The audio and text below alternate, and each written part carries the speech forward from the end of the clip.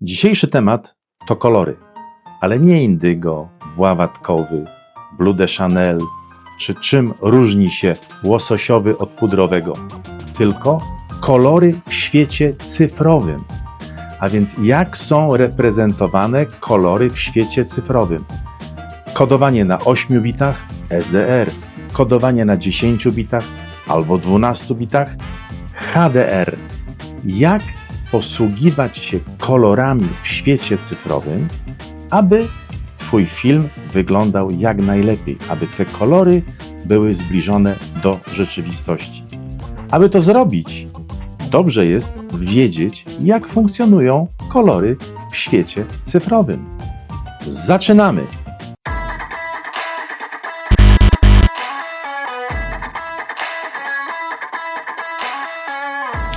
Ale zanim przejdziemy do kolorów, to musimy powiedzieć sobie o świetle. Bez światła nie ma kolorów. Więcej światła. Kto to powiedział?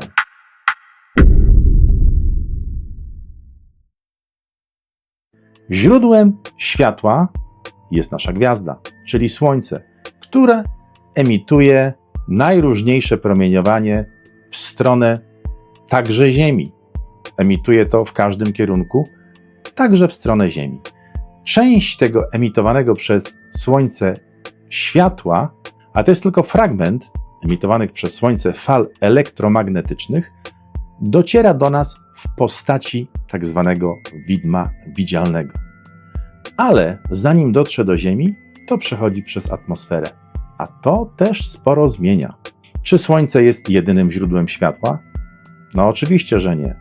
Mamy sztuczne źródła światła, albo też naturalne, które są na Ziemi.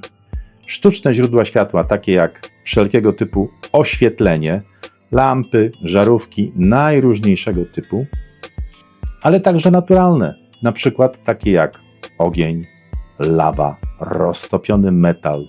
Nie każde naturalne czy sztuczne światło daje dokładnie taką samą wiązkę światła, jaką daje Słońce. Niektóre źródła światła nie dają takiej wiązki, jaką daje Słońce. Dlatego świecą na przykład na czerwono czy na niebiesko. Dlatego świecą niekoniecznie tak samo jak Słońce. Mogą nie mieć pewnych fal czy pewnych częstotliwości. Pasmo widzialne światła to od około 380-400 nanometrów dla fioletu, aż po 700-750 dla czerwieni. Wszystko, co jest poniżej fioletu, czyli ma fale krótsze, i wszystko, co jest powyżej czerwieni, czyli ma fale dłuższe, nasze oko już nie dostrzega. Kolory to jest odpowiednia mieszanka tych fal i dopiero wtedy widzimy kolory. Ale żeby przejść do kolorów, to musimy powiedzieć o ciele doskonale czarnym.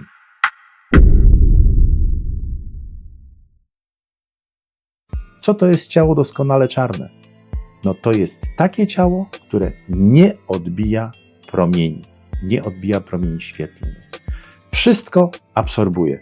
No na przykład kurtka tej pani jest czymś w rodzaju ciała doskonale czarnego. I wtedy widzimy czerń. A kiedy widzimy kolor? No wtedy, kiedy ciało nie jest doskonale czarne. I część promieni pochłania, a część odbija. I ta część, którą odbija, daje nam kolor.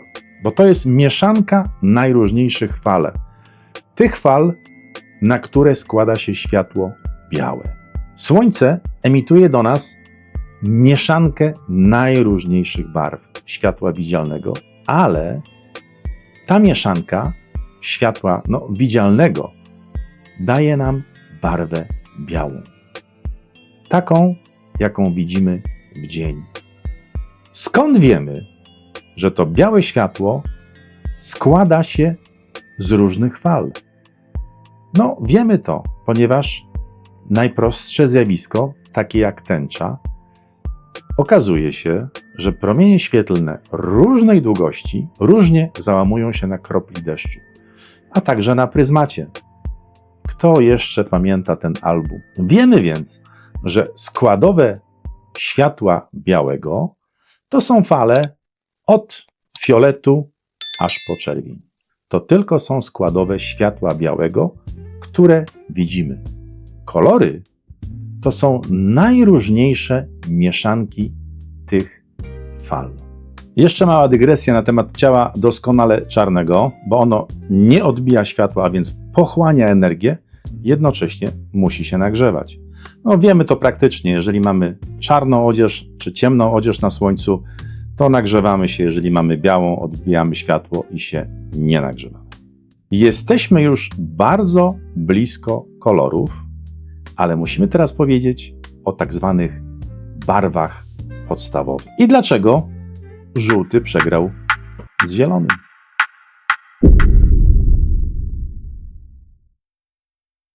Barwy podstawowe to takie, które nie są skonstruowane przez mieszanie z innymi barwami, tylko one służą do mieszania się i do tworzenia innych barw.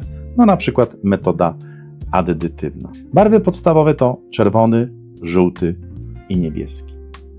Ale żółty przegrał z zielonym, ponieważ nasze oczy, czopki w naszych oczach mają zdolność do reagowania na fale czerwone, zielone i niebieskie, czyli RGB. Nasz mózg jest najlepszym procesorem graficznym. On przetwarza obraz dwukanałowy RGB i procesor graficzny, który jest w naszym mózgu, tworzy z tego przestrzenny, kolorowy obraz. A ile jest kolorów? My tego nie wiemy. Miliardy. Nie mamy zielonego pojęcia, ile faktycznie jest kolorów, czy ile kolorów widzi ludzkie oko. My wiemy, ile jakiś system, konkretny system jest w stanie zakodować kolorów i wyświetlić na ekranie. To wiemy, ale ile ludzkie oko jest w stanie rozróżnić kolorów, pojęcia nie mamy. To mogą być nawet miliardy. Ale skoro mamy już zdefiniowane barwy, tak zwane barwy podstawowe, to na pewno znajdzie się organizacja, która to wszystko skodyfikuje i opracuje określony standard. I faktycznie taka organizacja się znalazła bardzo dawno temu, bo już w roku 1931 Międzynarodowa Organizacja Oświetleniowa zrobiła coś takiego jak przestrzeń kolorów RGB. Popatrzmy na tą przestrzeń kolorów RGB, bo widzimy, że wszystko, co jest poniżej 380, nasz wzrok już nie widzi i wszystko, co powyżej 700, także jest odcięte, ponieważ nasz wzrok już tego nie widzi. Natomiast pozostałe 3 kolory RGB, w zależności od długości fal, są właśnie pokazane na tym schemacie. X i Y służy do tego, żeby zlokalizować konkretny punkt, ponieważ bazując na tej przestrzeni kolorów RGB, inne z kolei organizacje tworzą konkretne standardy kodowania i reprezentowania kolorów. Taką kolejną organizacją jest Międzynarodowa Organizacja Telekomunikacyjna, a dokładniej sektor radiotelekomunikacyjny, czyli ITUR, zdefiniowały standardy do telewizji wysokiej rozdzielczości. Standard SDR i standard HDR. Po to, aby zdefiniować ten standard, musiały wyciąć z tej przestrzeni RGB określony trójkąt i zaimplementować go w tym standardzie. I mamy rekomendację, czyli REC 709, który wycina bardzo konkretny trójkąt z tej przestrzeni RGB. Mamy rekomendację REC 2020, która wycina większy trójkąt z tej przestrzeni RGB i implementuje go w standardzie. I mamy wreszcie rekomendację REC 2100, która jest przystosowana do telewizji HDR, ale żeby powiedzieć, czym różni się SDR od HDR-u, to musimy powiedzieć o luminancji. A żeby powiedzieć o luminancji, to musimy powiedzieć o lumenie, o luksie, o kandeli, o kelwinie i o nicie. A także musimy powiedzieć o korekcji gamma. No i w końcu musimy powiedzieć o HLG, czyli o hybrydzie korekcji gamma i logarytmicznej, która jest wykorzystywana w standardzie HDR.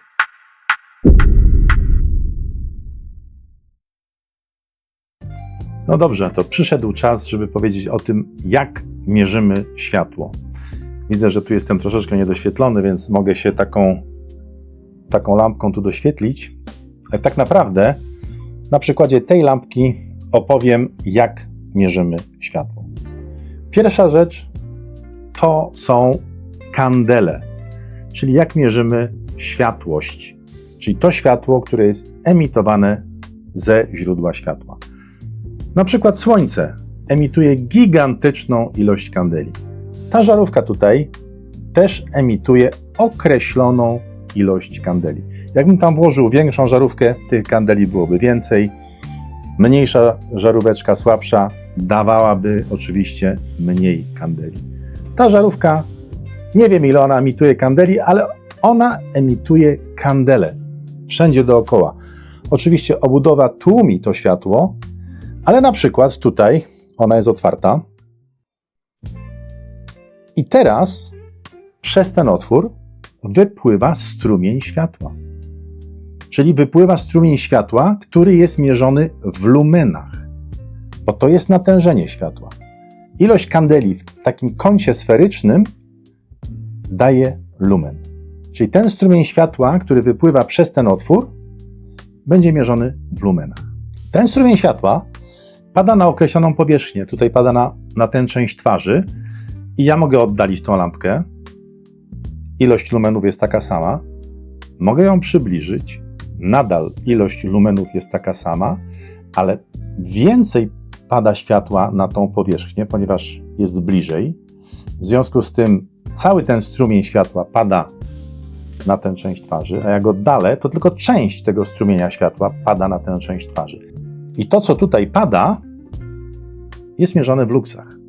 Czyli to, co pada na konkretną powierzchnię, to oświetlenie, które pada na konkretną powierzchnię, jest mierzone w luksach. Czyli kandela to jest światłość. Lumen to jest strumień światła, a luks to jest to, co dociera na powierzchnię. Często na przykład na stadionie mówimy o ilości luksów, bo tak naprawdę to nas interesuje, ile tych luksów jest na tym stadionie, na tej powierzchni, na tej płycie, prawda? To jest ważne. A nie ile lumenów, czy ile kandeli, tylko ile światła dociera do powierzchni. Natomiast jeżeli mamy jakiś ekran, który emituje światło, to co on emituje, jest mierzone w nitach. To jest kandela na metr kwadratowy tak naprawdę w jednostkach SI. Ale też używamy nity. Czyli to jest luminancja, to jest intensywność tego, co ja widzę. I oczywiście, jeżeli tutaj sobie zmienimy tą intensywność, tak, no to wiadomo, że tych nitów teraz jest więcej, a teraz jest mniej, tak? Teraz jest więcej nitów, teraz jest mniej. I to jest ważne, ponieważ ekrany monitorów emitują światło, które mierzymy w nitach. I to jest też część standardu, właśnie SDR i HDR.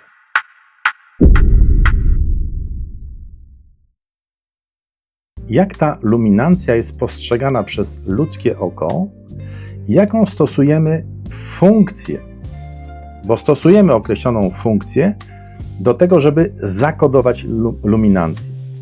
Luminancja liniowo na przykład rośnie, tak? Jest coraz większa, coraz większa, coraz większa, ale my nie kodujemy jej liniowo. Kodujemy ją poprzez określoną funkcję. Ta funkcja nazywa się funkcją gamma. To znaczy, wzrok ludzki rozpoznaje bardziej rzeczy, które są mniej oświetlone, czyli rozróżnia poziomy natężenia tego światła. W momencie, kiedy mamy mniej światła, czyli na przykład coś jest bardziej ciemne, mniej ciemne, rozróżniamy to dużo lepiej.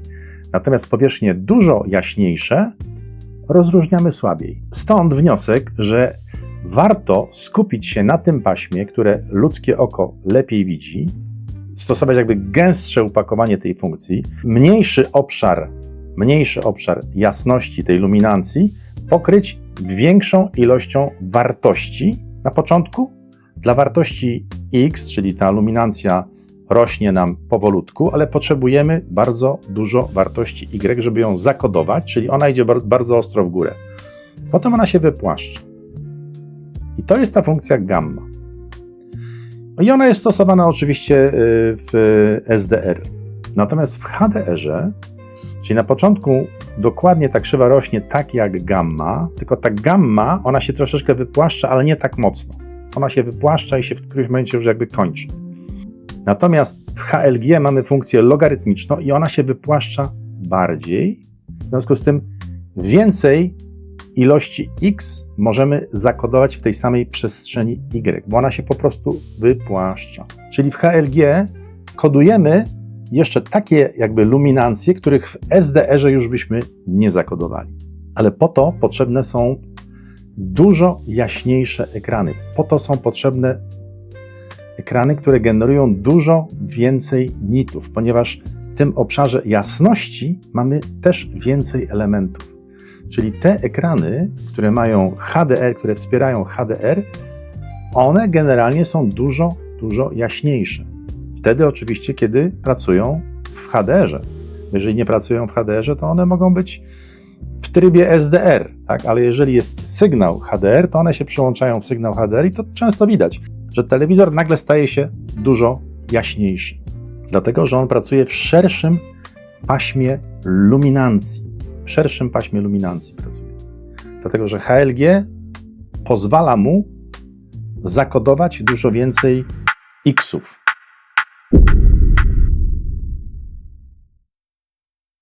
Czas na krótkie podsumowanie. Jeżeli jesteśmy na 8 bitach, to w każdym zakresie tych naszych barw podstawowych, czyli czerwieni, zieleni i niebieskości, mamy 256 wartości, na których możemy te najróżniejsze fale w tym obszarze zakodować. Czyli 256 razy 256 razy 256 to nam daje nieco ponad 16 milionów. Jeżeli pracujemy na 10 bitach, no to mamy 64 razy więcej, a więc już jesteśmy w okolicach miliarda, czy nawet ponad miliard. Jeżeli pracujemy na 12 bitach, no to już mamy grubo powyżej 60 miliardów i oczywiście w przypadku HDR-u mamy inny algorytm, inną funkcję kodowania luminancji, mianowicie tą funkcję HLG. Na koniec powiemy o balansie bieli, ale nie dlatego, że to jest najmniej ważny temat, bo on jest, kto wie, czy nie najważniejszy, tylko dlatego, że teraz możemy dokładnie zrozumieć, jak ten balans bieli działa, jak on wpływa na reprezentację kolorów.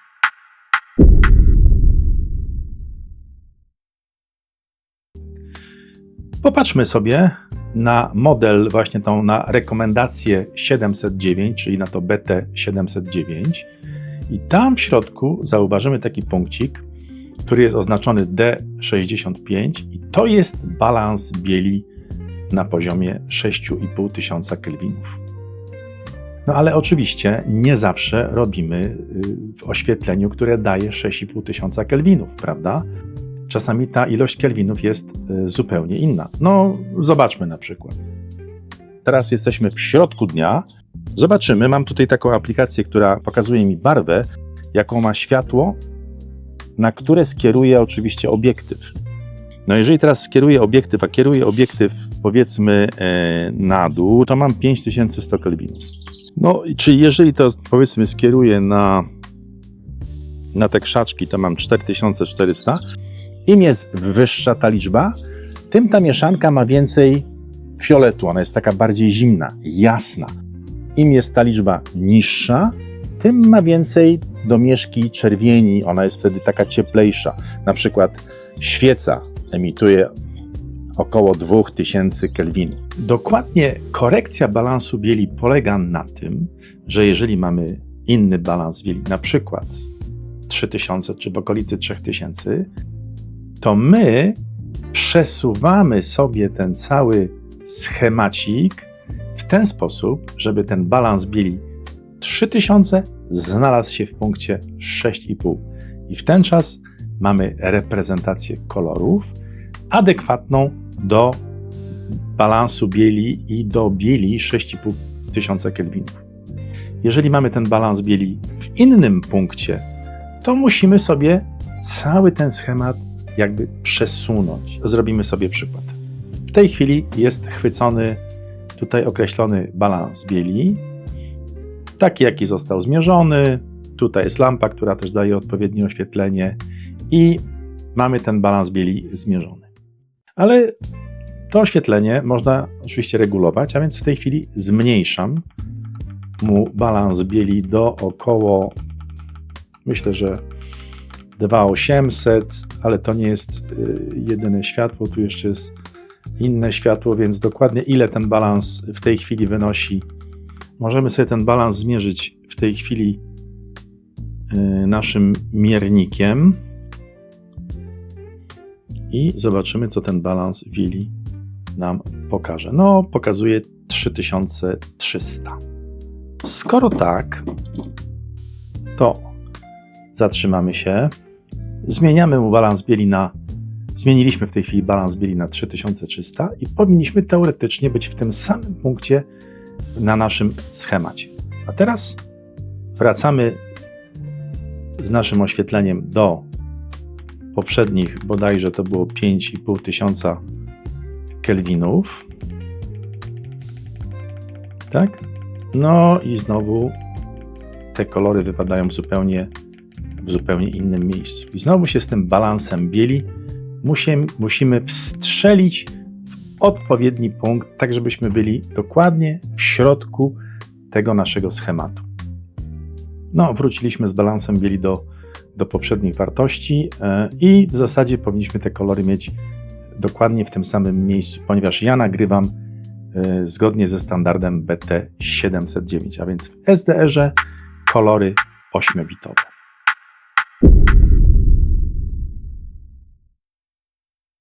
Popatrzmy sobie, jak to wygląda z punktu widzenia kamery. Czyli mamy jakieś oświetlenie, mamy... O, choroba, znowu indygo. Dobrze, mamy fotografa, czyli mamy osobę, która będzie to filmowała, mamy super kamerę, teraz światło pada na matrycę. Matryca oczywiście generuje jakieś prądy, które są przetwarzane na sygnały, ale to jest przetwarzane zgodnie z algorytmem, który przyjmiemy i zgodnie z tą przestrzenią barw, którą sobie dobierzemy. Czy to będzie na 8 bitach, czy to będzie na 10, czy to będzie przestrzeń zgodna ze standardem 709, czy 2020, czy 2100. Taki dostaniemy na końcu rezultat.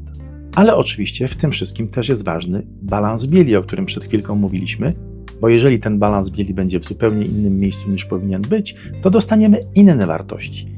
Dlatego, że ten balans bieli jest takim punktem odniesienia. No oczywiście to, co dostajemy na wyjściu tej matrycy, czasami jest obcięte, czasami na przykład niektóre aparaty mają takie oznaczenia, na przykład 4, 2, 0 czy 4, 4, 4, no to jest w ten czas żadnych bitów nie tracimy. W przypadku, kiedy mamy oznaczenie 4, 2, 0, tracimy, ale o tych szczegółach w tej chwili nie będę mówił.